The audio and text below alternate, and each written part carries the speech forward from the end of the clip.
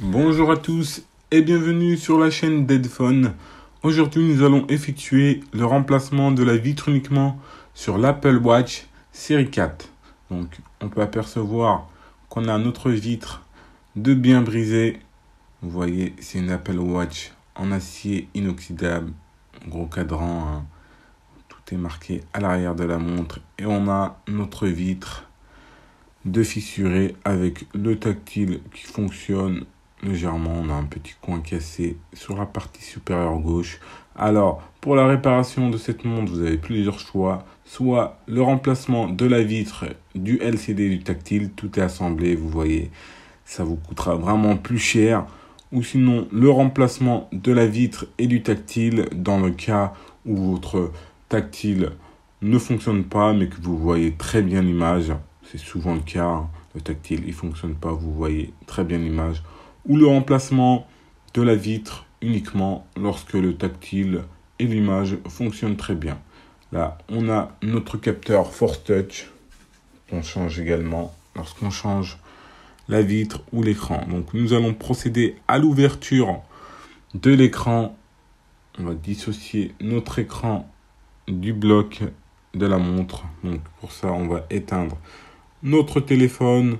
On va ensuite utiliser notre générateur d'air chaud afin de dissocier l'écran du châssis. Donc on va chauffer tout le contour de la montre délicatement. Donc voilà, on utilise notre générateur d'air chaud, on chauffe tout le contour de la montre. Voilà, c'est nickel. On va ensuite utiliser une spatule en plastique afin de dissocier le bloc écran du châssis de la montre. Donc on l'insère délicatement, on fait très attention. On a nos nappes de l'écran, on a notre capteur Force Touch tout autour du LCD. Donc on y va délicatement. Voilà notre capteur Force Touch. On va le décoller de la vitre délicatement. Voilà, c'est nickel. Donc, on a maintenant notre bloc dissocié. On peut apercevoir la batterie à l'intérieur ainsi que notre vibreur. Donc voilà, voici à quoi ça ressemble. On va donc déconnecter notre LCD de la carte mère. On a la nappe, 3 nappes que l'on va déconnecter. Donc, on a dissocié le tout, déconnecté le tout. On a notre LCD d'un côté et notre bloc montre. On va pouvoir dissocier la vitre du LCD délicatement. On va pour ça passer sur la chauffante. Donc on se met en place, on aspire le tout. On va ensuite utiliser un fil de cuivre afin de le passer entre la vitre et le LCD délicatement sans abîmer le LCD. Donc on passe en dessous, voilà, et là délicatement on vient dissocier la vitre du LCD. Donc on y va délicatement sans endommager le LCD. Et voilà, tout est nickel. Donc on va retirer notre LCD ensuite délicatement. Donc voici la vitre que l'on vient de retirer. Et on a notre LCD. Donc voilà le LCD. Alors là, on n'a plus la nappe du tactile dessus. Donc on va s'assurer qu'on ait bien l'image, que l'image fonctionne bien et ensuite remplacer le tout. Voilà, la vitre et le tactile. On va réassembler le tout. Donc on va s'assurer que notre LCD fonctionne bien avant de remplacer le tout. Donc voilà, on a l'image, on n'a aucune tache sur l'écran, tout est nickel. Vous voyez, on voit tout est nickel. On va donc pouvoir effectuer le remplacement de la vitre et du tactile. Donc c'est parti, on va pour ça passer en salle blanche afin de vous montrer en détail comment effectuer l'assemblage du tout. Let's go. On est maintenant sous la machine, donc on est en salle blanche, hein, anti-poussière, on a le filtre en haut, le tout, la machine à presse afin d'assembler le tout. On effectue donc un petit nettoyage. On place ensuite notre LCD dans son moule. Alors, vous voyez, au niveau du moule, on a plusieurs tailles. On vérifie qu'on soit bien aligné. On retire ensuite la fine pellicule, on a une feuille de Oka installée entre la vitre et le LCD. Donc voilà, on se met en place, on se calibre bien, on applique une légère pression afin de coller légèrement le tout et on passe le tout directement sous la presse afin d'effectuer un laminage, un bon collage au niveau du LCD et du tactile. Donc voilà, on monte le tout sous vide. Voilà, on va passer le tout sous vide. Une fois que notre vide a été atteint, vous voyez, on passe en vert, on applique une pression et voilà, on retire notre petite montre de la machine et là on peut apercevoir qu'on a des petites bulles, c'est des bulles de vide tout simplement.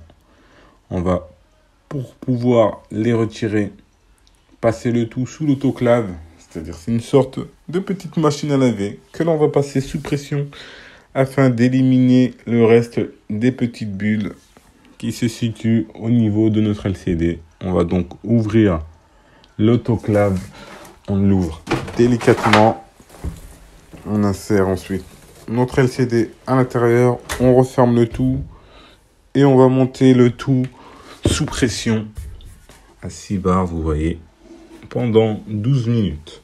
On va attendre que le tout passe sous pression. Voilà, on a réglé la minuterie à 12 bars. Les 12 minutes ont maintenant été atteintes.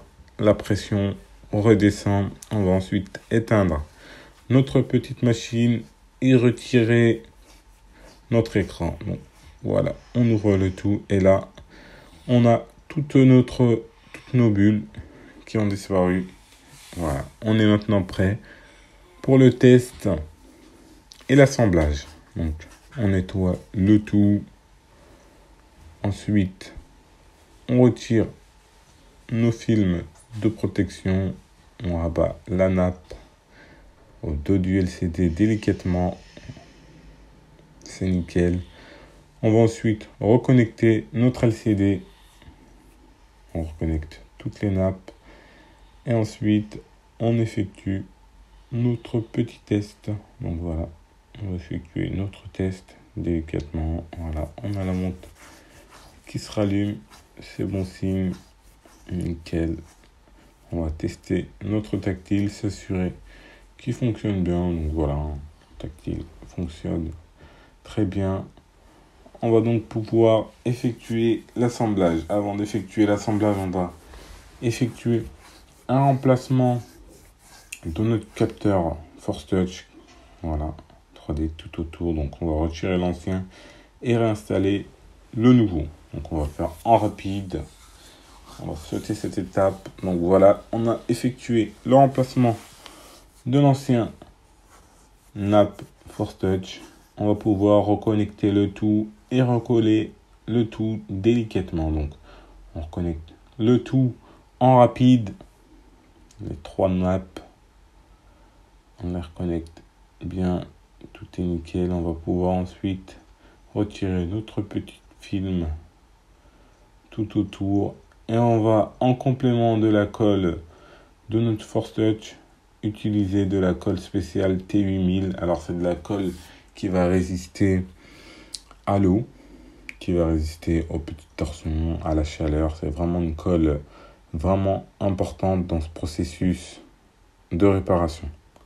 Cette colle-là, on peut très bien l'utiliser pour de la téléphonie, réparer les écrans. C'est la même colle. Donc, on pince le tout, on effectue un petit nettoyage, nickel. Et ensuite, on va effectuer notre dernier petit test délicatement. Donc, vous voyez, la montre est maintenant nickel. On est prêt pour notre petit test que l'on va accomplir. Mais avant ça, on va effectuer l'installation d'un verre trempé afin de protéger notre nouvelle vitre. Donc, important lors de cette réparation. Après la réparation, ce qu'on vous conseille, c'est d'effectuer l'installation d'un verre trempé sur votre montre. Donc, voilà, on le calibre bien.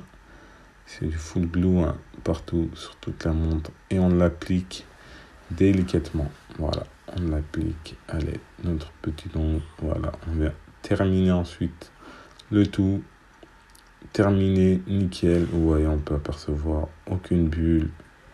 l'appareil, c'est nickel. On n'a même pas l'impression qu'il y a une bite de protection. On rallume la montre, on effectue nos petits tests complémentaires, on s'assure que le tactile fonctionne parfaitement. Et c'est terminé. Donc voilà, on met le bracelet et là, on s'assure que le tout fonctionne bien. Donc voilà, c'est nickel. Donc si jamais vous avez la vitre de votre iWatch qui est brisée, n'hésitez pas à nous contacter. Vous aurez toutes nos informations concernant les prix et l'envoi.